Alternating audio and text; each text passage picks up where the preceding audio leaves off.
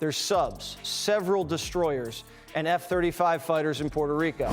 That's on top of all the coke boats getting smoked to pieces by the week. It's the start of one of the longest military missions in the world, a non-stop 33-hour flight by this B-52 strategic bomber group to the other side of the world. Trump's not bluffing. Right now, more than 10,000 U.S. soldiers are built up in the Caribbean, on ships in Puerto Rico, locked and loaded. That tells me the gunboat diplomacy is going to end up with no Maduro and a Venezuela aligned with us, not Putin or Xi. A 320-foot drug fortress. 92 tons of narcotics. 300 enslaved civilians. You clicked for answers. Here's the mission that forced a presidential green light in minutes. How do you take down a moving, fortified lab without harming the hostages? Watch the Navy build an invisible cage with unmanned subs, blind the target, and send in SEALs under 9 minutes. We'll break down the P-8A's first ping, the jamming wall from 24 Hammerhead X subs, and the precision of 42 stealth UAVs that cleared the deck. You'll see why a conventional strike was a non-starter, and what worked. Before we move on, I'd like to ask you a small favor. If you appreciate this content, please take a second to like this video and subscribe to the channel. Over 98% of you watch the videos without subscribing. It costs you nothing, but it makes a huge difference to us. So, did you click the subscribe button? Great. Thank you so much. Now, back to the video. You spot heat where no ship should be. No transponder. No radio. A quiet smear on infrared poles in senior eyes because a ghost that moves like a ship, but refuses to act like one, tends to carry problems that grow by the minute. You don't get hours. You get a call, decide now. They call the hull a moving industrial lab because that's what it is: bulk chemicals, mixers, coolers, stack after stack of processed product, and civilians pressed into labor under rifles. That mix turns a strike into a trap. Blast it and you don't just break steel. You vent toxins, you light off vats, you lose people you came to save, and you wash evidence into the sea. The mission punishes any blunt tool. Delay punishes you too. Give it time and they scuttle. Or they start killing workers to clean house. Or they fan out across the map, orders in pieces, cash intact, lawyers already drafting statements. It's got Maduro's attention. He's the dictator of the narco state, a very bad hombre, and we just doubled the bounty on his head. It's now 50 mil. Shroud of pre-dawn darkness, Flight Mylar 11 roars out of Louisiana's Barksdale Air Force Base. According to the New York Times, Maduro offered us a dominant stake in Venezuela's oil, gold, and mineral wealth, and promised to cut ties with Russia and China. And Trump and Rubio said no. The Ghost was also confirmed to be in the Caribbean. That's the nickname for MV Ocean Trader. It's the kind of ship that doesn't want to be found. Either move invites disaster. So you force a third option: cut the senses, hold the trigger, and take the ship alive. The detection chain starts far out. P-8A Poseidon rides a search lane and the IR turret pulls a long, hot wake with no friend or foe handshake. The heat pattern doesn't match registered traffic. No fishing spreaders, no scheduled route, wrong speed for the sea state.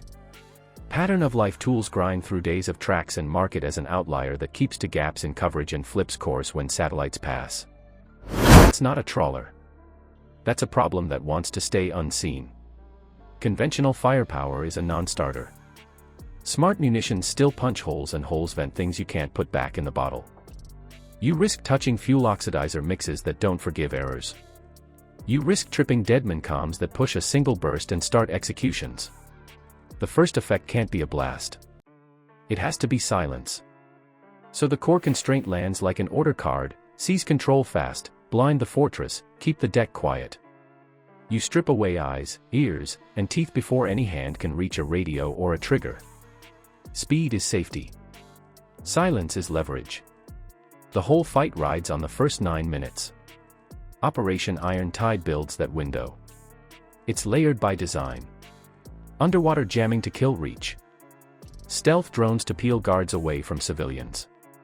Special operations timing that lands the first boot exactly when the last sensor dies. The plan stands only if each piece locks. Miss one and the rest fall loud. The cage comes first.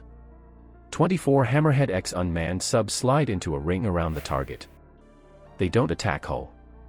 They attack the air. They flood the spectrum with tailored noise, radar bands, satellite uplinks, fire control channels, the wacky bands smugglers favor, until the ship stands like an island cut off by weather. No outside call. No inside sync. The net doesn't just jam, it shapes the field, leaves narrow seams for friendly comms, and keeps a lid on any burst that tries to sneak out. But then you still have guards, cameras, and rifles paired to civilians. That is where the air layer earns its pay. There's more. 10% of the U.S. naval power is now in the region. It's a major shift. The chopper units used by Delta Force, Navy SEALs, and the Green Berets. The Black Ops were spotted off the coast of Trinidad. They're very important for search and rescue missions. Special operations helicopters were just seen flying 90 miles from Venezuela's coast. Also spotted little birds. They're smaller but faster, designed for quick insertion of special operators behind enemy lines. 42 stealth UAVs ride in low and slow, shaped for quiet radar skin and muffled props.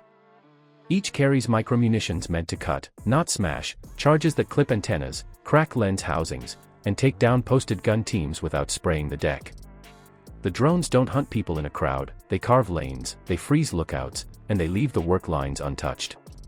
Seconds later, the fortress is blind and deaf, its perimeter watches isolated, its alarms dumb.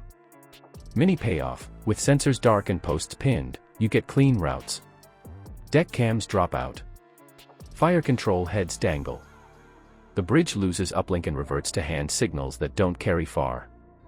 Boarding teams can move without a wave of gunfire rolling toward the workers. You keep custody of the scene and the evidence stays on steel. It's designed for black ops and special missions because it's dark and blends in with cargo. Not only are we one of the most visible and flexible legs of the nuclear triad, we can have a B-52 where you need it, when you need it, within 48 hours. Kilos of cocaine are washing ashore. Don't tell Hunter. Dozens of bad hombres becoming shark bait. Meanwhile, the clock ticks. The cage holds, but only for that 9-minute window. The last piece is the crossing. You still have to put bodies on ladders, cross wet steel, and take the bridge before a cornered crew makes a terrible choice. Next, we get into how the teams thread those lanes, lock the helm, and take a live ship with reactors hot and hostages feet away. The first victory came before any ladder hit steel. Turning a roaming factory into a mute target forced a clean fight on American terms. Air, surface, and subs worked like one hand, shutting down radar, comms, and navigation, then holding a narrow window where only one side could think. If you want more breakdowns of how modern forces win without pulling a trigger first, subscribe and comment your take on the smartest part of the plan.